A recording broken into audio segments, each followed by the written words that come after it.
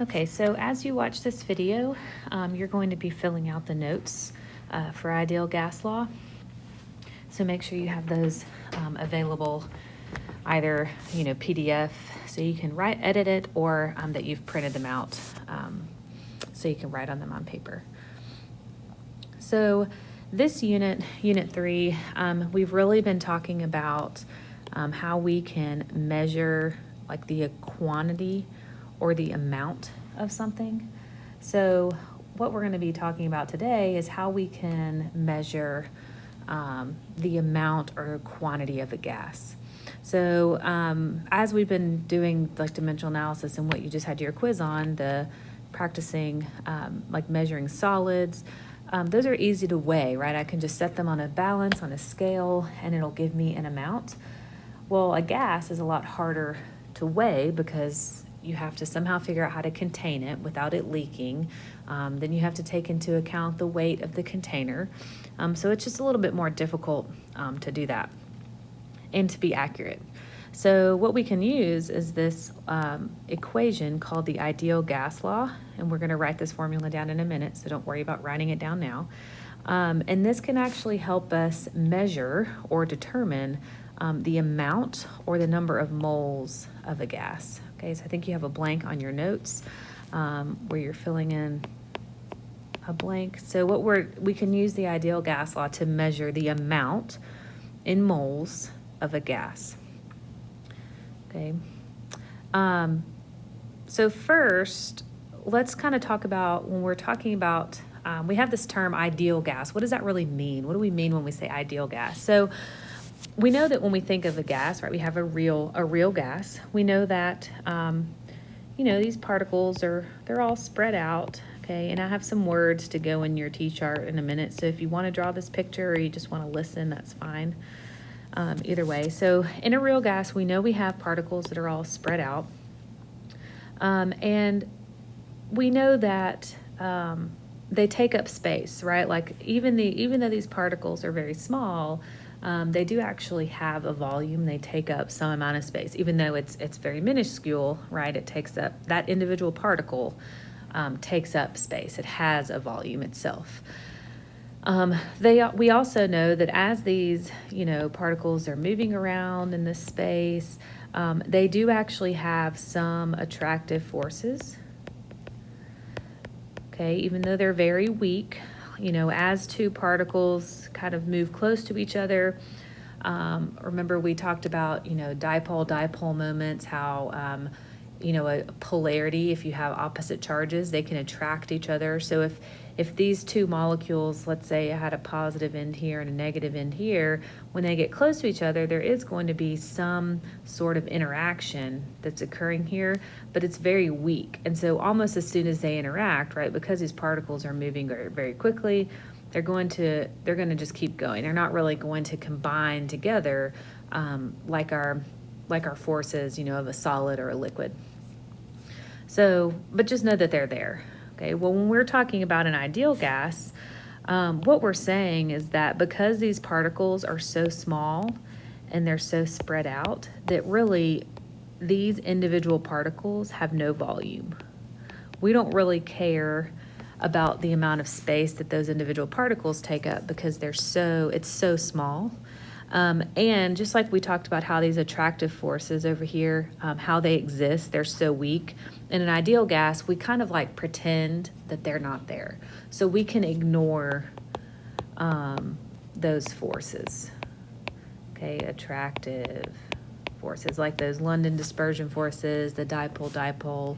Okay, we can ignore those. So here it is in words, and if you need to pause, that's fine to write this. So a real gas, we said that each particle occupies some amount of space. Even though it's very small, it does occupy some space. And there are some attractive forces. Even though they're very weak, right, they are there. For an ideal gas, so these don't really exist, right? These are, this is basically like what we pretend gases act like. So because those particles are so small, we can say they have no volume. So because those particles are so tiny and they're so spread out, right? Those little bitty particles don't really take up space. Like, for example, if I have a water bottle filled with water and I wanted to put a Lego block in it, right? Some of that water is going to push out of the bottle because that Lego block takes up space, okay?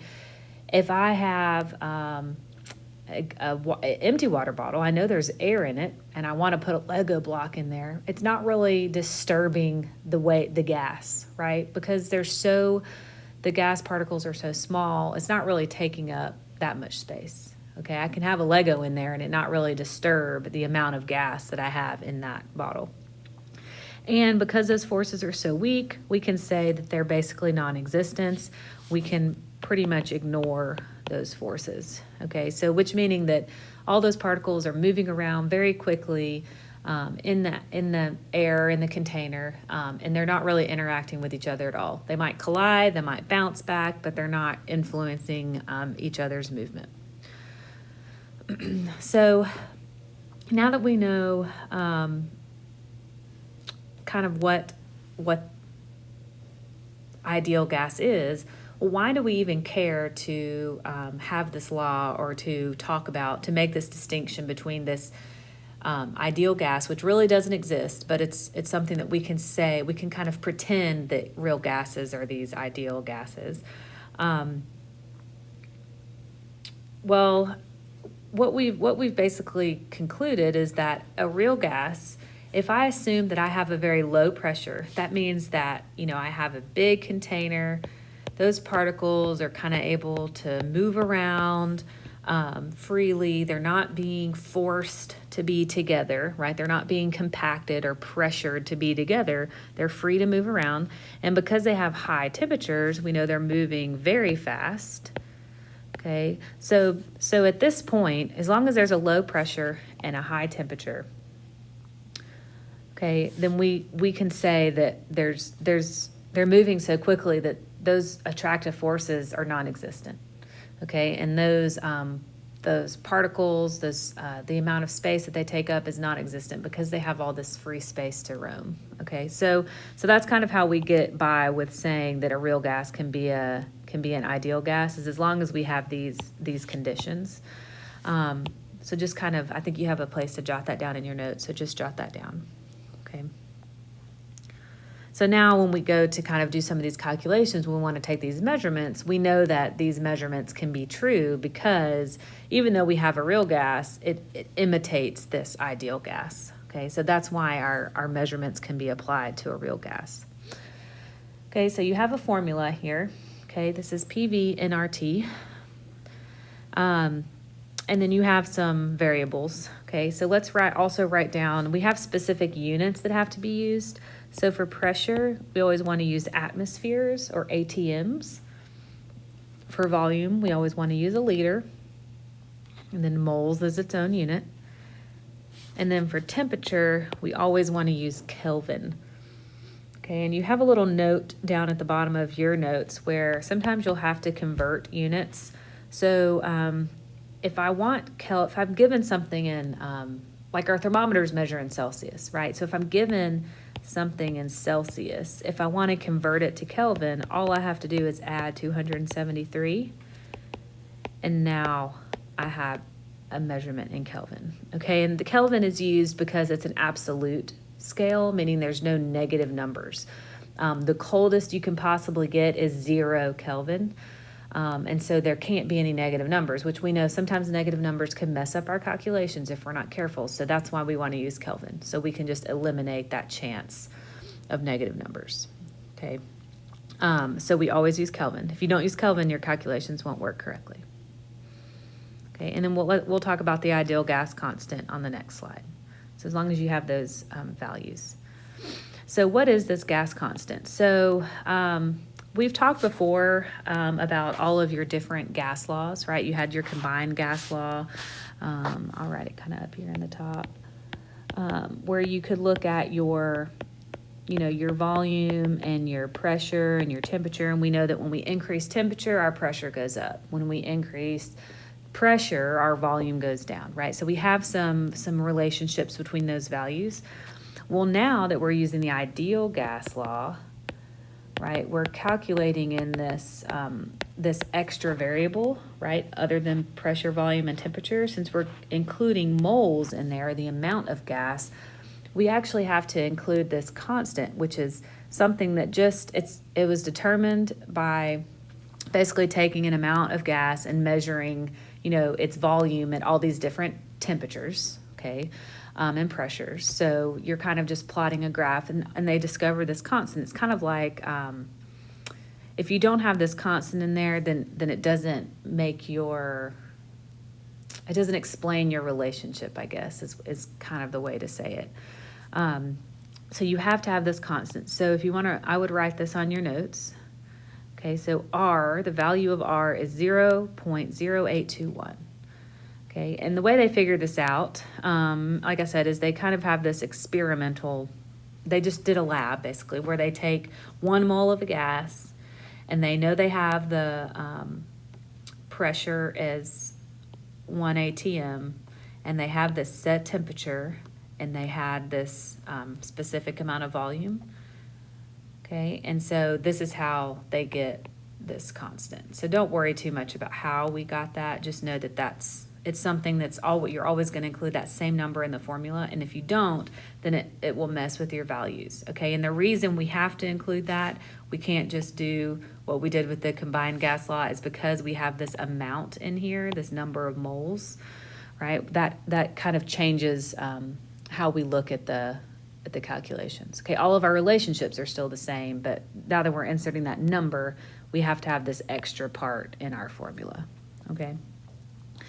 You also have a little comment, what is STP? This is just something good to know, because sometimes you'll see questions where it says, you know, calculate the number of moles at STP. Okay, so what does that mean? Well, that means standard temperature and pressure. Okay, so 1 atm is our pressure, and that's basically the pressure at sea level. I think Alabama, Madison, our pressure usually right around like 1.002 or 1.003. So that's just kind of your pressure at sea level.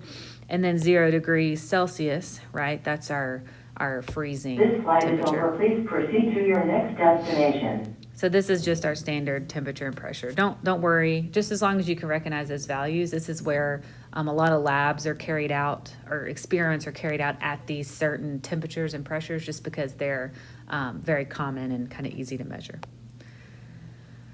All right, so let's do some practice. This is down part 3, okay? And so this is basically, you're just plugging and chugging. Okay, so here's my formula. I'm looking for pressure. Okay, so I'm looking for pressure. And I know I have 0.5 moles. So I'm just going to plug that in for my N. I have 10 liters. So that's my volume. Remember, my R is always 0.0821. And then I have a temperature of 298.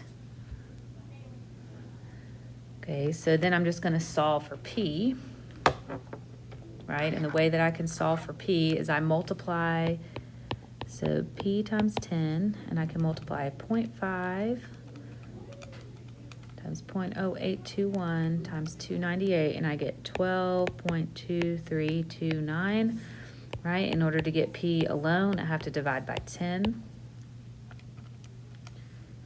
So my answer for P comes out to be 1.223, something like that.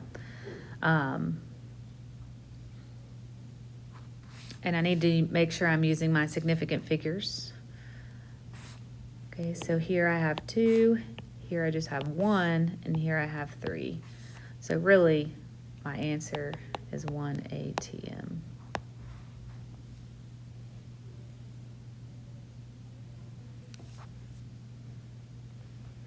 Okay, let's do another one. So again, B equals nRT. Okay, and I'm going to change something in here because I don't want you to have to worry about converting for pressure, so I'm going to do it for you. this millimeters mercury, this is how, like, if you look up pressure, like with the Weather Channel, it'll always give you in like inches mercury. That's just a common way to measure pressure, but I'm going to tell you what it is in ATM so you don't have to worry about converting it. So it's really 0.0974 ATM. Okay, and I think all of your practice questions have already converted that pressure, so you don't have to worry about that. I just forgot to do it on this one slide. So let's see, let's plug in our values. So we have pressure 0.974, okay, and we're looking for volume. My moles is 0.25, and my R is my constant. And then my temperature, look, it's in degrees Celsius, so I have to convert my temperature. So in order to do that, I'm just going to add 273. So my temperature in Kelvin is 293. So now I'm just going to solve for volume. So 0.974 equals 0.25 times my constant, 6.014 when I divide by 0.974.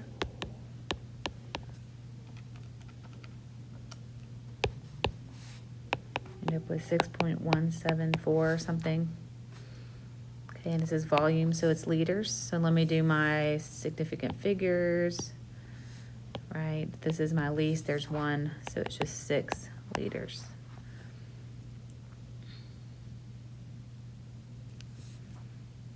Make sure you always Your include flight is about to depart.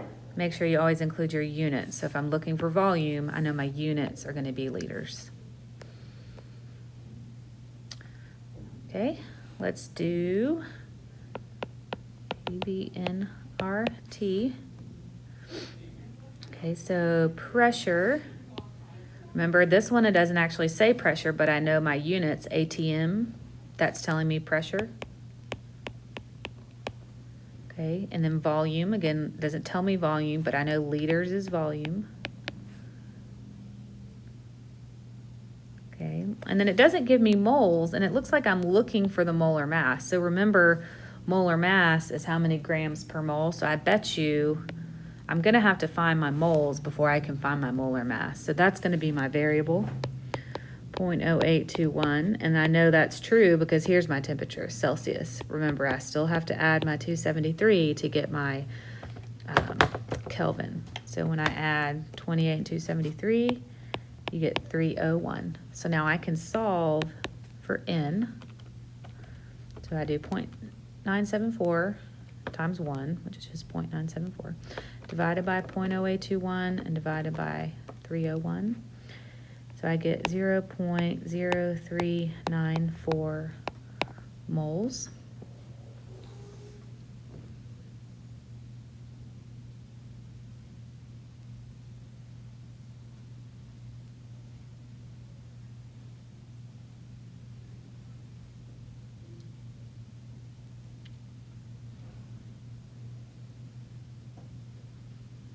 Okay, and so now I have my number of moles, and this is kind of a weirdly worded question, but I'm looking for molar mass.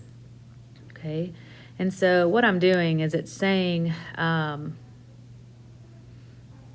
if molar mass is grams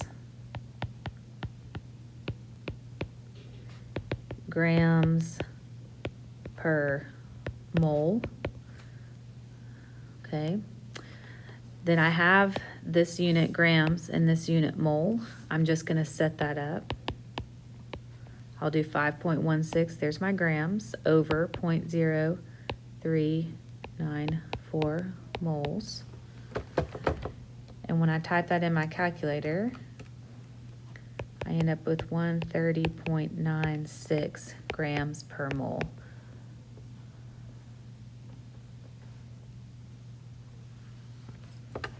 Okay, and so it comes out, I mean, it's pretty close to 131. 131. And if I look on my periodic table, This flight has departed. Please enjoy your flight. And try to find an element with a mass of 131, I actually end up with xenon. Okay, so this would be a way that if I didn't know let's say I didn't know what gas I had, I could figure it out by doing this. Okay, so this is just another way that this formula can be used. This one was kind of involved. I don't know that I would necessarily ask you one quite this difficult on the test, but this is just another way that you can use this formula. Okay, as you could find like an unknown gas. So my molar mass is 131. Oh, well, I can just look on my periodic table. Oh, look, xenon has a molar mass of 131, so my unknown gas is most likely xenon. Okay. So you're going to complete part 4 on your own. The answer is there, so you can at least kind of see if you got the right answer, if you've set it up correctly. If you didn't get the right answer, maybe go back and kind of check what you did. You are going to submit those to Schoology. So submit this part 4, to Schoology. Schoology. There we go. Because I want to see, and I want you to show your work. Okay, a lot of you, I know, like when you're typing in your, your PDFs or whatever, I know it's hard for you to show your work, but like a lot of you in the mole calculations, I could see, maybe you didn't get the right answer, and then I didn't really know how to help you because I couldn't see how you got to that answer, and I have no idea if I don't, at least see how you set up the problem. So try to at least type in your work, or like I said, if you print it and write it, that's easy too. You can just take a picture and upload it. So I just need to see this part 4, and just kind of see how you're setting up those problems, okay? And if you have any questions, just feel free to message me, okay?